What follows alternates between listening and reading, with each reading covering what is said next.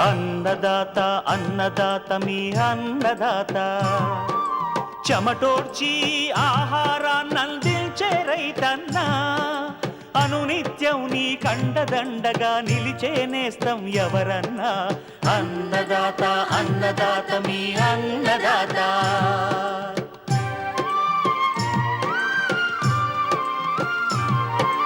నూతన రీతుల సాగుబడికి, నూరింతలు పెరిగే దిగుబడికి సూచనలిచ్చే సస్య రక్షణకు, పశు పోషణకి శాస్త్ర విజ్ఞానం అందించి ముందుకు నడిపే తెలుగు రైతు భారతదేశానికి మకుటం అయ్యేలా తీర్చిదిద్దే ఆశయంతో మిమ్ము మేలు కొలిపేది అన్నదాత. అన్నదాత అన్నదాత మీ అన్నదాత. అన్నదాత అన్నదాత మీ అన్నదాత. అన్నదాత ప్రేక్షకులకు నమస్కారం. ఈనాటి ముఖ్యాంశాలు: ఖరీఫ్ వరిలో సమగ్ర పోషక యాజమాన్యం, లేత చిగుళ్లు వచ్చే ప్రస్తుత సమయంలో మామిడిలో యాజమాన్యం, పాలీహౌజుల్లో టమోటా సాగు, ఇంకా జై కిసాన్ వ్యవసాయ సమాచారం.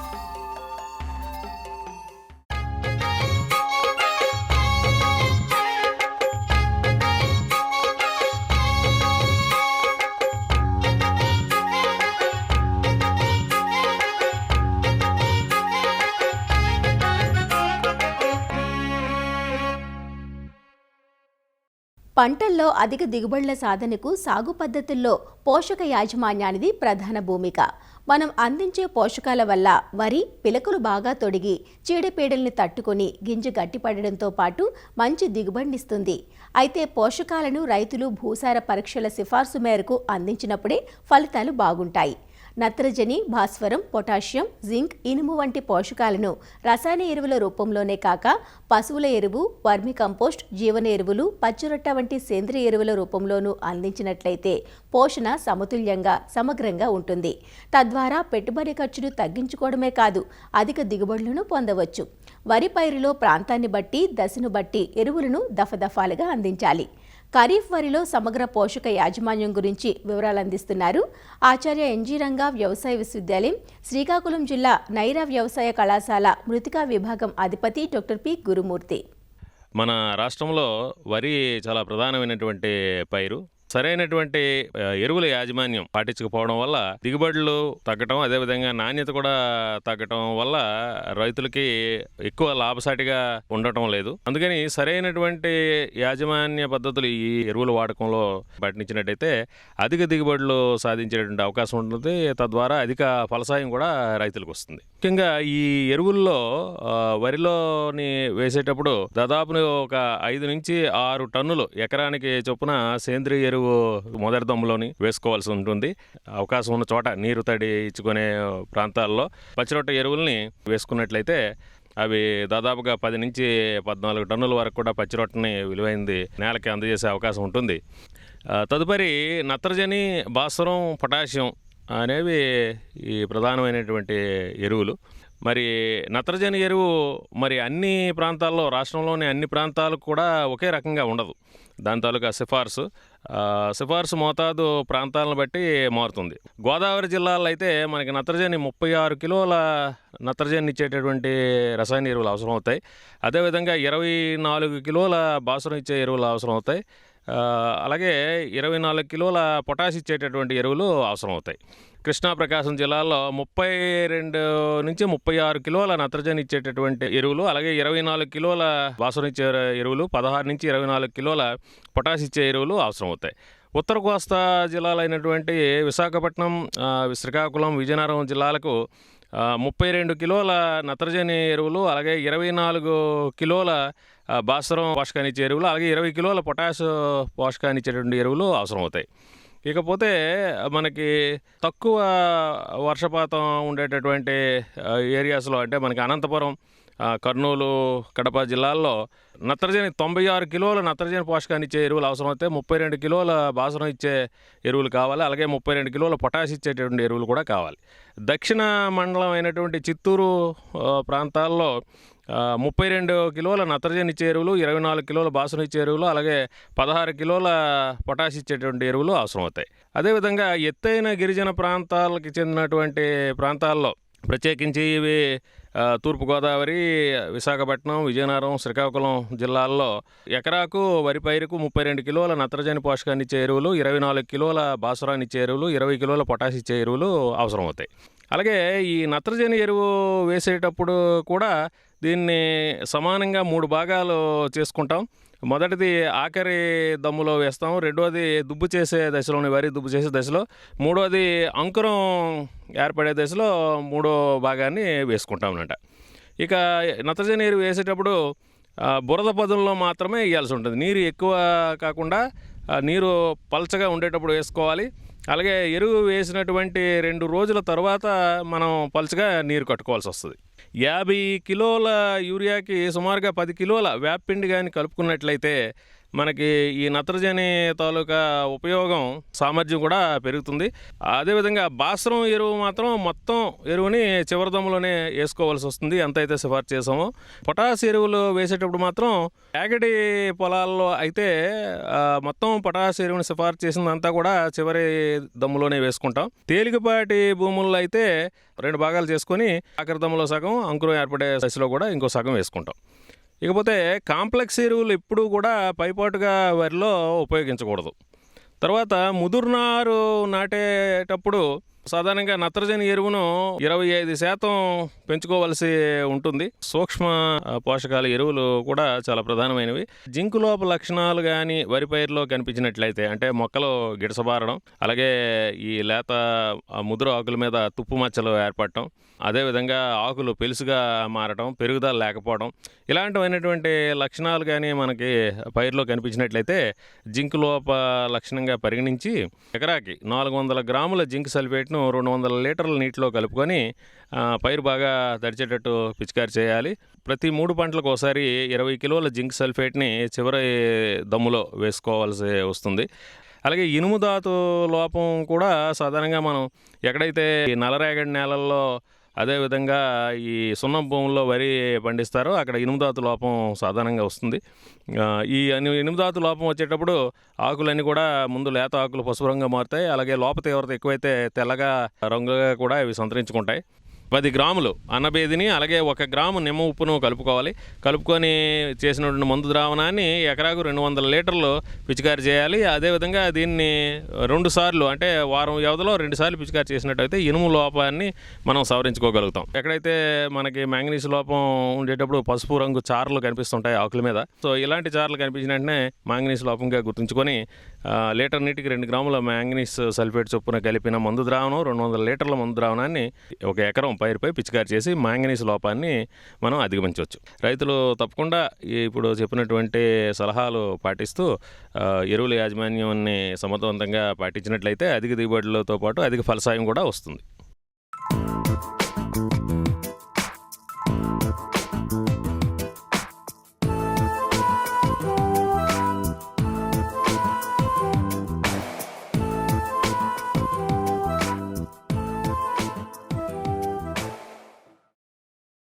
పండ్ల తోటలను సాధారణంగా రైతులు పూత కాత సమయంలో తప్ప మిగిలిన సందర్భాలలో అలక్ష్యం చేస్తూ ఉంటారు. దీంతో చీడపీడల ఉధృతి పెరిగి దిగుబడులు తగ్గటం, నాణ్యత లేకపోవడంతో నష్టాల పాలవుతుంటారు. అలా కాక ఏడాదంతా ప్రతి దశలోనూ తోటలను సంరక్షించుకుంటే నాణ్యమైన దిగుబడులు పొందే అవకాశం ఉంటుంది. మామిడిని తీసుకుంటే ప్రస్తుత వర్షాలకు చిగుళ్లు వచ్చి తోటలు కొత్త కళను సంతరించుకునే సమయం ఇది. ఈ సమయంలో పోషకాలను సమగ్రంగా అందిస్తే మొక్కలు శాఖీయంగా పెరిగి కొమ్మలను విస్తరించుకుంటాయి.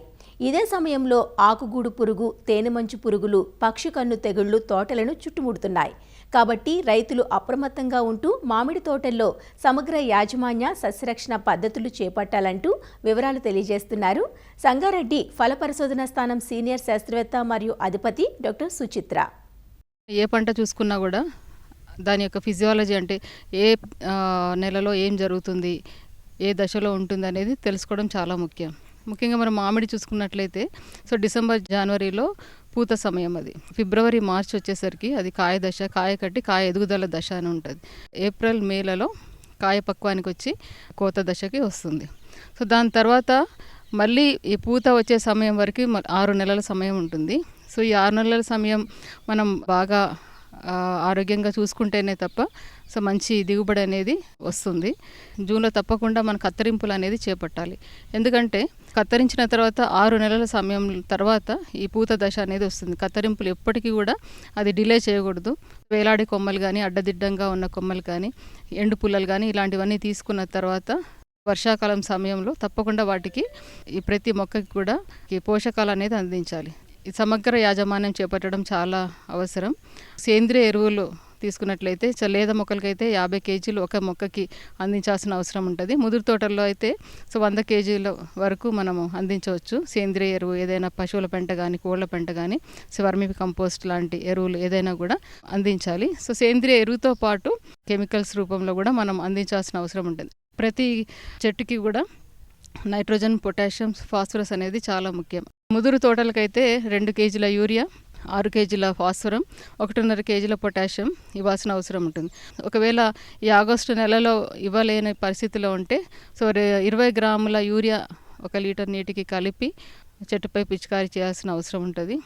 అయితే ఈ పోషకాలతో పాటు ఇంకా ముఖ్యంగా ఈ మైక్రో న్యూట్రియంట్స్ అంటే సూక్ష్మ ధాతువులు కూడా మనం అందించాల్సిన అవసరం ఉంటుంది. సో ముఖ్యంగా మనం మామిడిలో చూసుకున్నట్లయితే జింక్ లోపం కనిపిస్తుంది, బోరాన్ లోపం కనిపిస్తుంది, మెగ్నీషియం లోపం అనేది కనిపిస్తుంది. సో వీటన్నిటికీ మనము ఈ సూక్ష్మ ధాతుకు సంబంధించిన మిశ్రమం దొరుకుతుంది. సో అది 5 గ్రాములు 1 లీటర్ నీటికి కలిపి మనం పిచికారీ చేసుకోవచ్చు. అయితే ఈ వర్షాకాల సమయంలో చిగుర్లు రావడం జరుగుతుంది. అంటే రాగి రంగులో ఉండే చిగుర్లు రావడం అనేది జూలైలో మనం చూస్తాం. సో ఆగస్టులో కూడా మనకి లేత చిగుర్లు అనేది చూస్తాం. సో అయితే ప్రతి దశలో కూడా మనం తెలుసుకోవాల్సింది ఏంటంటే ఆ దశలో చెట్టుకి ఏం కావాలి, అలాగే ఆ దశలో ఆ చెట్టుకి ఎటువంటి సమస్యలు ఎదురవుతాయి అనేది తప్పకుండా చూసుకోవాలి. ముఖ్యంగా మనకు కనిపించేవి 3 సమస్యలు. ఆకు గూడు పురుగు ఆగస్టు సెప్టెంబర్ మాసంలో ఎక్కువగా ఉంటుంది, ఎందుకంటే ఆకు చిగురుస్తుంది కాబట్టి. అయితే 4-5 ఆకులు కలుపుకొని గూడుగా తయారు చేసుకొని దాంట్లో హరిత పత్రాన్ని అంతా తినేయడం వల్ల ఈ యొక్క 6 నెలల్లో ఏదైతే పుష్పించే దశ వస్తుందో ఆ దశకి చేరుకునే అవకాశం రాకపోవచ్చు. దీనివల్ల చాలా తీవ్ర నష్టం అనేది మనకి కనిపిస్తుంది కాబట్టి సో ఈ సకాలంలో వీటిని నిర్మూలన అనేది చేసుకోవాలి. అయితే ఆకుగూడు పురుగుని నిర్మూలించుకోవాలంటే మనకి కొక్కెం కానీ, బార్బుడ్ వైర్, సో ఏదైనా ముళ్ళు లాంటి పదార్థంతో ఒక కర్రకి తగిలించుకొని సో వీటిని అన్నింటినీ డిస్టర్బ్ చేసి తీసేయాల్సి ఉంటుంది. సో ఇవన్నీ ఒక దగ్గర చేర్చి 2 మిల్లీలీటర్ల క్లోరోపైరిఫాస్ 1 లీటర్ నీటికి కలిపి వాటి మీద స్ప్రే చేయొచ్చు. అలాగే చెట్ల మీద మనం ఈ గూడు తీయలేని పక్షంలో మనం ఆకుల మీద కూడా క్లోరోపైరిఫాస్ 2 మిల్లీలీటర్లు 1 లీటర్ నీటికి కలిపి మనం చెట్టు అంతా కూడా పిచికారీ చేయాలి. ఆకుగూడు పురుగుతో పాటు సో ఆకుని మడిచి తినే ఒక పురుగు కూడా మేము గమనించడం జరుగుతుంది. వాటికి కూడా ఈ క్లోరోపైరిఫాస్ అనే మందుని మనం పిచికారీ చేయొచ్చు. ఇది కాకుండా మనకి చీడల్లో చూసినట్లయితే తేనె మంచు పురుగు ఈ సమయంలోనే మనం తగు జాగ్రత్తలు తీసుకోవాలి. ఎందుకంటే ఇప్పుడు పూత లేదు. అయితే అవన్నీ కూడా తేనె మంచు పురుగులన్నీ కూడా ఈ భూమిలో గుడ్లు పెట్టి గుడ్ల దశలో ఉంటుంది, లేకపోతే చెట్టు మొదళ్ళ దగ్గర కానీ, చెట్టు బెరడు పైన కానీ సో ఇవన్నీ గమనిస్తాయి. అలాగే మళ్ళీ మీలీ బగ్స్ కూడా ఏదైతే పాదు ఉందో ఆ పాదు దగ్గర గుడ్లు పెట్టుకొని ఆ పిల్ల పురుగులన్నీ కూడా పైకి ఎగబాకి సో చెట్లను అనేది నష్టపరుస్తూ ఉంటుంది. ఈ రెండిటి వల్ల వచ్చే నష్టాన్ని నిర్మూలించుకోవాలనుకుంటే ఈ బెరడు పైన కూడా మనం స్ప్రే చేయాల్సిన అవసరం ఉంటుంది. అలాగే చెట్టు పాదుల్లో ఏదైతే మట్టి ఉందో ఆ మట్టిలో కూడా మనం స్ప్రే చేసుకున్నట్లయితే, లేకపోతే కార్బోఫిరాన్ లాంటి గుళికలు ఒక చెట్టుకి 5 నుంచి 8 గ్రాముల గుళికలు వేసుకున్నట్లయితే కూడా నిర్మూలన చేసుకోవచ్చు. తెగుళ్ళు కూడా వచ్చే అవకాశం ఉంటుంది వర్షాకాలంలో. అంటే ఆంథ్రక్నోస్ లీవ్ స్పాట్ అనేది సాకు పైన మచ్చలు అనేది మనకు కనిపిస్తాయి. ఈ యొక్క మచ్చలు నిర్మూలించడానికి మనకి కార్బండిజిమ్ అనే మందు 1 గ్రాము 1 లీటర్ నీటికి కలిపి మనం ఆకులపైన పిచికారీ చేసుకోవాల్సిన అవసరం ఉంటుంది. అయితే ఇప్పుడు మనం ప్రతి వర్షాకాలంలో అంటే ఒక అంతర్వాహిక మందు, ఒక కాంటాక్ట్ పెస్టిసైడ్, ఒక ఫంగిసైడ్ తప్పకుండా మనం స్ప్రే చేసుకున్నట్లయితే చెట్లు ఆరోగ్యంగా ఉంటాయి. అంతేకాకుండా మనం సకాలంగా పోషకాలు కూడా మనం ఇచ్చినట్లయితే 6 నెలల తర్వాత ఏదైతే పుష్పించే దశ వస్తుందో ఆ సమయానికి మనకి చెట్టు ఆరోగ్యంగా తయారవుతుంది. అయితే ఈ ఆగస్టు నెల తర్వాత, సెప్టెంబర్ నెల తర్వాత తప్పకుండా బెట్ట ఏర్పాటు చేయాల్సిన అవసరం ఉంటుంది. అంటే వాటర్ అనేది, నీరు అనేది అందించకుండా ఉన్నట్లయితేనే మొగ్గ రావడానికి, పువ్వు మొగ్గ రావడానికి అదొక మంచి సమయం. సో బెట్ట ఉన్నప్పుడు ఆ యొక్క మొగ్గ అనేది తొందరగా వచ్చే అవకాశం ఉంటుంది.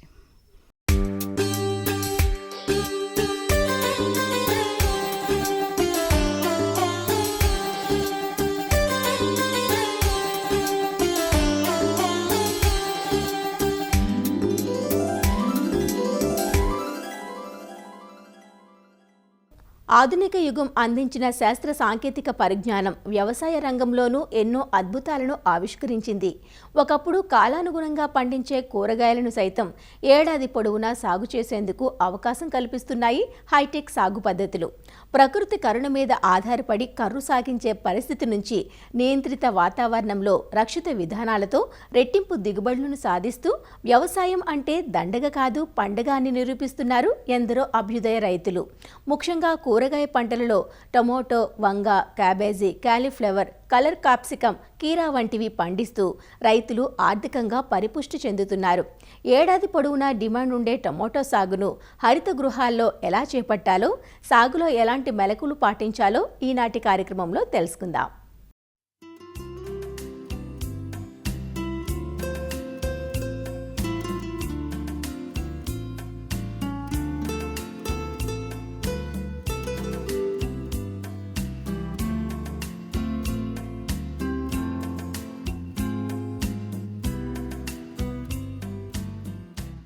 ఏళ్ల తరబడి సాగుతున్న సంప్రదాయ సాగు విధానాలతో వ్యవసాయం లాభసాటిగా ఉండటం లేదన్నది సగటు రైతు ఆవేదన. గత దశాబ్ద కాలంలో రైతులకు పాలీహౌస్లలో పంటల సాగు లాభసాటిగా మారింది.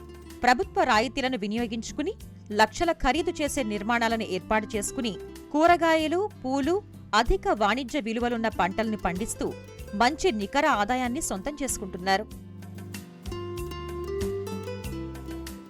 హరిత గృహాల కింద సాగు చేసే కూరగాయల పంటల ఎంపిక అనేది గృహాల నిర్మాణం, పరిమాణం, ఆ పంట దిగుబడి, ఆర్థిక అంశాల మీద ఆధారపడి ఉంటుంది. ఈ నిర్మాణాలలో అన్ని రకాల పంటల్ని సంవత్సరం పొడవునా సాగు చేసుకునే అవకాశం ఉంది. ముఖ్యంగా నియంత్రిత వాతావరణంలో పండించే ఉత్పత్తులు నాణ్యంగా ఉండడంతో వీటికి మంచి ఆదరణ ఉంది. హరిత గృహాలలో టమోటా సాగును చేపట్టే రైతులు ముందుగా రకాల ఎంపికపైన దృష్టి సారించాలి. కాయ పరిమాణం, ఆకారం, రంగు, చీడపీడల్ని తట్టుకునే లక్షణాలతో పాటు ఎక్కువ కాపునిచ్చి అధిక దిగుబడులనిచ్చే హైబ్రిడ్ రకాలను సాగుకు ఎంచుకోవాలి. టమోటాలో DARL 303, HT6, Sun 764, NS 1237, 4130, Naveen NTT 5, 120, Pusa Divya వంటి రకాలు సాగుకు అనుకూలంగా ఉన్నాయి. రైతులు బెడ్ల తయారీ నుంచి శాస్త్రీయతను పాటించాలి. ఎర్రమట్టి 4 పాళ్లు, 1 పాలు పశువుల ఎరువు, 1 పాలు వర్మీ కంపోస్ట్, 1 పాలు వరి పొట్టు కలిపి ఎత్తు బెడ్లను తయారు చేసుకోవాలి.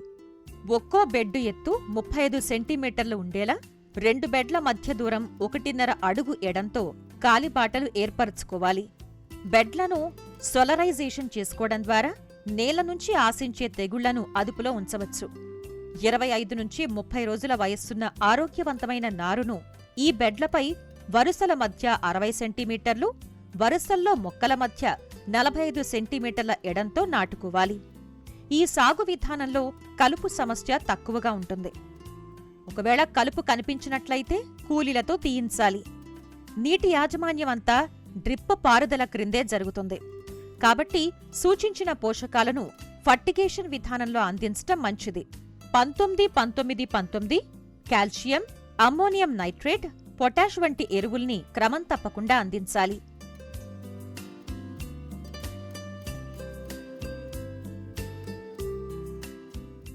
హరిత గృహాలలో టమోటా సాగు చేసే రైతులు దృష్టి పెట్టాల్సిన కీలక యాజమాన్యం పరాగ సంపర్కం.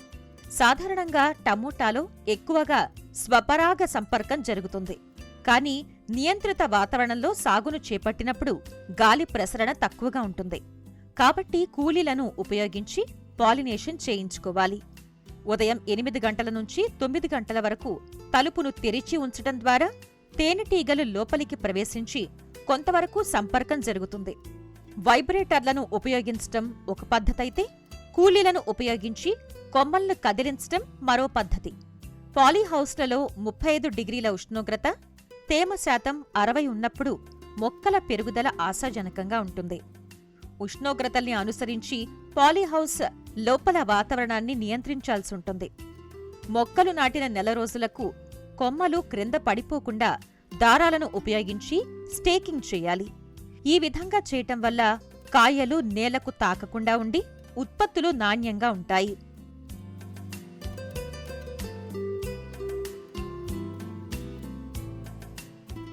ఇలాంటి సాగు విధానంలో చీడపీడల సమస్య తక్కువగా ఉన్నప్పటికీ ఎప్పటికప్పుడు మొక్కల్ని గమనించుకుంటూ తగిన యాజమాన్య పద్ధతుల్ని పాటించాలి. రసం పీల్చు పురుగుల్ని అదుపులో ఉంచటానికి పసుపు, నీలం రంగు జిగురు ఎరలను ఏర్పాటు చేసుకోవాలి. వారానికి ఒకసారి లీటర్ నీటికి 5 మిల్లీలీటర్ల వేప నూనె, కొద్దిగా సబ్బు పొడి కలుపుకుని మొక్కలపై పిచికారీ చేయటం వల్ల చీడపీడల్ని అదుపులో ఉంచవచ్చు. మొక్కలు నాటిన 65 రోజులకు మొదటి కాపు అందివస్తుంది. మనం చేపట్టే యాజమాన్య పద్ధతుల వల్ల పైరును 5 నుంచి 6 మాసాల వరకు కొనసాగించవచ్చు. ఆరుబయట సాగును చేపట్టినప్పుడు ఎకరాకు 30 టన్నుల దిగుబడి వస్తే, పాలీహౌసుల్లో సాగు చేసినప్పుడు 70 నుంచి 80 టన్నుల అత్యధిక దిగుబడిని సాధించే అవకాశం ఉంది. ఈ విధానంలో రైతుకు కలిసి వచ్చే మరొక అంశం అంతర పంటల సాగు. టమోటాతో పాటుగా ఎత్తు తక్కువగా పెరిగే క్యాబేజీ, కాలీఫ్లవర్, బ్రకోలీ, పాలకూర, కొత్తిమీర వంటి పంటల్ని సాగు చేయటం ద్వారా రైతుకు మిగిలే నికర ఆదాయం రెట్టింపవుతుంది.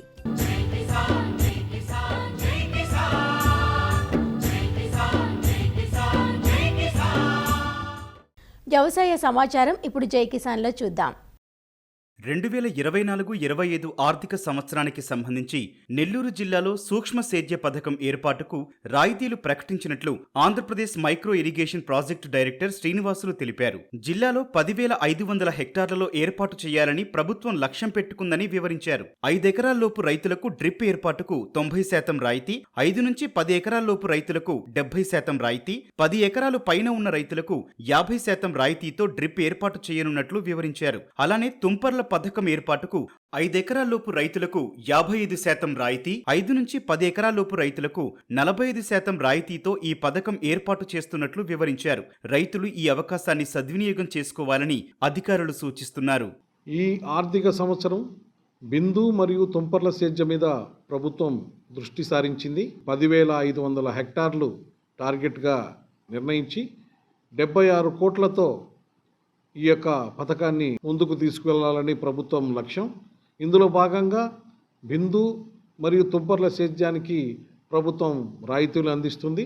5 ఎకరాల లోపు రైతులందరికీ కూడా 90% సబ్సిడీతో, అలాగే 5 నుంచి 10 ఎకరాల లోపు రైతులకి 70% రాయితీతో, అలాగే అంతకంటే పైనున్న రైతులకు 50% రాయితీతో ఈ పథకాన్ని ప్రభుత్వం అమలు చేస్తున్నది. అలాగే స్ప్రింక్లర్ విషయానికి వస్తే 5 ఎకరాల లోపు రైతులకు 55% సబ్సిడీతో, అలాగే 5 నుంచి 10 ఎకరాల రైతులకి 45% సబ్సిడీతో ఈ పథకాన్ని అమలు చేస్తున్నాం.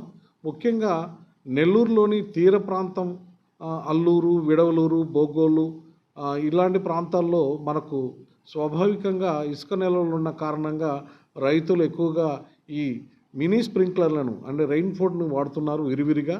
వారందరూ కూడా ఈ యొక్క పథకాన్ని సద్వినియోగం చేసుకోవాలని కోరుకుంటున్నాము. ఈ యొక్క పథకాన్ని రిజిస్ట్రేషన్ చేసుకోవడానికి మీ సమీప రైతు సేవా కేంద్రాలలో అగ్రికల్చర్ అసిస్టెంట్ను కానీ, హార్టికల్చర్ అసిస్టెంట్ కానీ, సెరికల్చర్ అసిస్టెంట్ కానీ సంప్రదించి రైతులందరూ మీకు నచ్చిన కంపెనీలను మీరు ఎంచుకునే అవకాశం ఇందులో ఉన్నది. నేరుగా మీరు ప్రాజెక్ట్ డైరెక్టర్ గారి అకౌంట్కి మీరు అమౌంట్ చెల్లించాలని కోరుకుంటున్నాము. ఇందులో ఎటువంటి పరిస్థితులలో కూడా కంపెనీ ప్రతినిధులకు కానీ లేదా మధ్య దళారులకు కానీ అమౌంట్లు దయచేసి ఇవ్వద్దని మేము కోరుకుంటున్నాము. మరి ఎంతమంది రైతులు ముందుకొచ్చినా ప్రభుత్వము ఈ యొక్క మైక్రో ఇరిగేషన్స్ ఇవ్వడానికి సిద్ధంగా ఉందన్న విషయాన్ని మరొక్కసారి తెలియజేసుకుంటూ ప్రతి ఒక్క రైతు సోదరులు మీ పంటలకు ఈ మైక్రో ఇరిగేషన్ని అనుసంధానించుకొని అధిక దిగుబడులను, అధిక లాభాలను పొందాలని కోరుకుంటున్నాము. మరిన్ని విభిన్న అంశాలతో రేపటి అన్నదాతలో మళ్ళీ కలుసుకుందాం. అంతవరకు సెలవు, నమస్కారం. అన్నదాతలు తమ సందేహాలు సమస్యలను 1800-425-4085 టోల్ ఫ్రీ నంబర్లో ఉదయం 10 నుంచి 11 గంటల మధ్య పని దినాలలో సంప్రదించగలరు. ఈ కార్యక్రమాన్ని యూట్యూబ్లో www.youtube.com/అన్నదాత ఈటీవీ లింక్ ద్వారా వీక్షించవచ్చు. అన్నదాత కథనాలు ఈటీవీ విన్ మొబైల్ యాప్లోనూ వీక్షించండి.